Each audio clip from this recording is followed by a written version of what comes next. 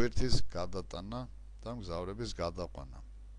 ამ 4 კითხვით მთავრდება ბილეთების ეს ნაწილი, რომელიც მოიცავს მთლიანობაში 500 კითხვას და წარმოადგენს ეგრეთ წოდებულ ძველ ბილეთებს. 2008 წლის 31 მარტიდან საკვალიფიკაციო გამოცდების პროგრამაში დამატებით შეტანილია კიდევ 620 ტესტი, რომლებსაც რა თქმა უნდა განვიხილავთ მომდენო გვერდებზე. სულ მთლიანობაში საგამოცდო საკითხები შეადგენს 1120 ტესტს და გამარტივებისთვის მინდა იცოდეთ, რომ ძველი ბილეთები, ეგრეთ წოდებული ძველი ბილეთები მოთავსებულია ასეთნაირ მწვანე ჩარჩოში, ხოლო ახალი ბილეთები კი მოთავსებულია ლურჯ ჩარჩოში და რა თქმა უნდა მის განხილვასაც შეუდგებით.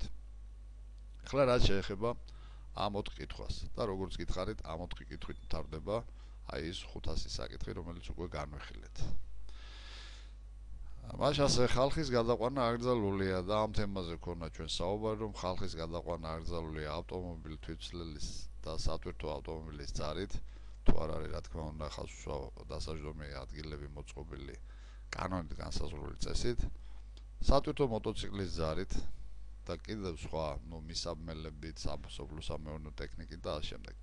აქ მოყვანილია ეს ორი შემთხვევა. აკრძალულია, значит, პირველი და მეორე პასუხებიდან გამომდინარე, რაც შეეხება მესამეს, ყველა ზემოთ ჩამოთვლილ შემთხვევაში. ესე იგი, ხალხის გადაყვანა აკრძალულია ამ სავარაუდო პასუხებიდან გამომდინარე, ყველა ზემოთ ჩამოთვლილ შემთხვევაში. აი ეს გახლავთ სწორი პასუხი. ტვირთის გადაზიდვა დასაშვებია იმ პირობით თუ და ზუსტად ასე გვაქვს ჩამოყალიბებული. ტვირთი არ უნდა ზღუდავდეს ზღოლის ხილვადობის არეს, არ უნდა აძნელებდეს მართვას და ტრანსპორტის მდგრადობას, ანუ საიმედოდ უნდა იყოს დამაგრებული, არ გამოსცემდეს ხმაურს, არ აყენებდეს ტვერს და არ აჭუჭყიანებდეს გზასა და გარემოს. აი ამ პირობების დაკმაყოფილებისას გვაქვს უფლება გადავიტანოთ და გადავზიდოთ ტვირთი. ანუ აქ სწორი პასუხი გახლავთ ყველა ზემოთ ჩამოთვლილ შემთხვევაში. ესე იგი, ტვირთის გადაზიდვა დასაშვებია ყველა ზემოთ ჩამოთვლილ შემთხვევაში. რომელ ნახატზეა ნაჩვენები ავტომობილი, რომლის მძღოლი არ არღვევს ტვირთის გადატანის წესს. შეგახსენებთ, რომ თუ ტვირთი გადმოშვერილია გვერდებიდან, ტრანსპორტის გვერდებიდან 0,4 მეტრზე მეტად, მაშინ მძღოლმა ტვირთის ბოლო წერტილი უნდა აღნიშნოს შესაბამისი ნიშნით, თუ არა და წითელი ალმით მაინც. აქ როგორც ჩანს გადმოშვერილია 0,5 მეტრით და მძღოლს არ უყენია შესაბამისი ნიშანი, ესე იგი არ ღვევს. რაც შეეხება ამ სატრანსპორტო საშუალებას, ვინაიდან ტვირთი გადმოშვერილია 0,3 მეტრით, იგი ტვირთის გადაზიდვის წესს არ არღვევს. ესე იგი, სწორი პასუხი გახლავთ მეორე, მხოლოდ B.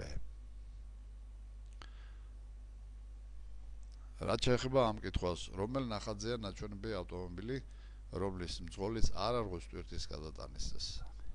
და პირდაპირ შემიძლია გითხრათ, რომ აქ არც ერთი მძღოლი არ არღვევს ტვირთის გადატანის წესს, ვინაიდან ჩვენ ვიცით, რომ თუ ტვირთი გადმოშვერილია ტრანსპორტის წინ ან უკან 1 მეტრზე მეტად, მაშინ ტვირთის ბოლო წერტილი აი ამ ნიშნით უნდა აღინიშნოს, თუ არა და კიდევ მეორე წითელი ალმით. რაც შეეხება აქ 1 მეტრამდეც არაა გადმოშვერილი, აქ კი 1 მეტრზე მეტადაა გადმოშვერილი და შესაბამისად აღნიშნულია შესაბამისი ნიშნით, ანუ ამ ნახატზე არც ერთი მძღოლი არ არღვევს წესს. კითხვიდან გამომდინარე, რომელ ნახატზეა ნაჩვენები ავტომობილი, რომლის მძღოლიც არ არღვევს ტვირთის გადატანის წესს, შესაბამისად სწორი პასუხი იქნება ორივე ნახატზე. ეს გახლავთ სწორი პასუხი.